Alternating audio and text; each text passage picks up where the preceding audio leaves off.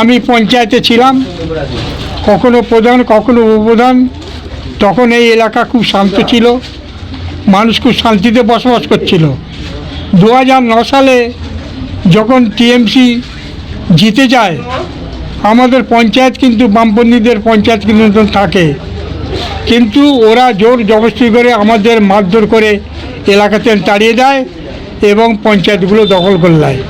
তারপর থেকে আশপাশদের বাড়ন্ত আগে হতদরিদ্র ছিল, মাঠে ঘাটে কাজ করে খেত, কিন্তু এই কয়েক বছরে তিনি কয়েক কোটি টাকার মালিক হয়ে দাঁড়িয়েছে। তা আমরা এলাকার সাধারণ মানুষ আমরা জানতে চাই কি করে হলো। এখন জানতে পারছি যে ওরা ওই যে ঘর ইন্দিরা আবাসনের ঘর দিয়েছে, কাটমানি নিয়েছে। কারুর 40,000, কারুর 30,000, কারুর 20,000, 700 ঘর এই এলাকায় ঢুকেছে। এবারে এসব করে দেখুন, ঘরে যদি 25,000 টাকা ধরি তাহলে কত টাকা উনি এখান থেকে লুট করেছে। আর সেই সমস্ত লুটের টাকা কি করেছে, কলকাতায় বউবাজারে একটা চশমার দোকান করেছে, আনেসা রোড টালিগঞ্জ আনেসা রোডে চশমার দোকান করেছে, গাববাড়িয়া 18 কামরা ফ্ল্যাট বাড়ি করেছে 3 তলা তে। আর এখানে চন্দ্রপুরে বাড়ি করেছে এবং ওনার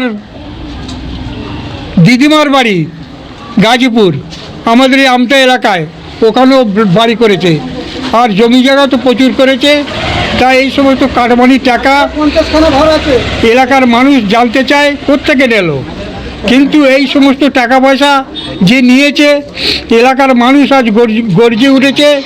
আমাদের বর্তমানে বিজেপি সরকার এসছে, বিজেপি সরকারকে আমি সাধুবাদ জানাবো। তেনারা যে মুখ্যমন্ত্রী যে সমস্ত কথাগুলো ঘোষণা করেছে, এই সমস্ত চোরগুলোকে যদি ধরতে পারা যায় তাহলে এই এলাকা শান্ত হবে আর চোরের বাড়াবান্ত খতম হয়ে যাবে। এই চোর যে টাকা খেয়েছে, এই চোরকে আমরা ধরে গলায় গামছা দিয়ে এলাকায় ঘোরাবো যদি আমরা ওকে ধরতে পারি। সমস্ত মহিলারা আজ কাঁদছে, যাদের ঘর দিয়েছে অর্ধেক টাকা পেয়েছে, অর্ধেক পায়নি, আজ তারা কাঁদছে, তারা ঘর করতে পারছে না। আপনারা পরে এসেছেন, এর আগে অনেকে এসেছিল, বহু মহিলা এসেছিল যাদের তার টাকা পয়সা দিয়েছে, তারা সমস্ত কথা মিডিয়ায় বলেছে। আপনারা দরকার হলে যে সমস্ত মিডিয়াগুলো আগে এসেছিল ওদের থেকে আপনারা রেকর্ডিং নিতে পারেন।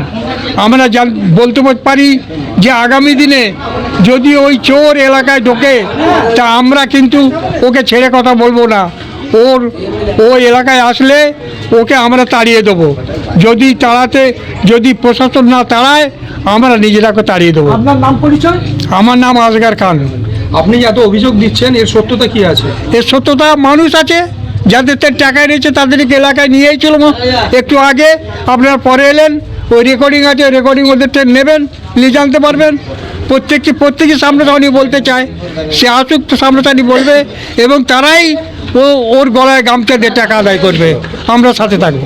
আপনারা কি কোনো লিখিত অভিযোগ করেছেন? আমরা লিখিত অভিযোগ করলে থানা নেয়নি, থানা ওদের পোষা গোলাম, সেই থানায় গেলে ওরা আমাদের বক্তব্য নিতে চায় না। আমরা এই সব ঘটনা আমরা নতুন করে আবার একটা থানায় লিখিত দেব, যদি না দেয় আমরা অনলাইনে পাঠিয়ে দেবো। এখন তো সরকার চেঞ্জ হয়েছে, এবার কি আপনারা অভিযোগ জানাবেন? হ্যাঁ, নিশ্চয়ই জানাবো। যে সরকার এসেছে আমরা চাই যে বিজেপি সরকার হোক আর যে সরকারই হোক না কেন, আমরা এখানে বাগদি রাজার দেশে কি বাগদিরা একাই থাকে? তা আমরা এখানে হিন্দু মুসলমান দীর্ঘদিন ধরে একসঙ্গে বসবাস করছি, আমরা বসবাস করব এবং এর অন্যায়ের প্রতিবাদ জানাবো। আপনার নামটা? আমার নাম আসগার আলী খান।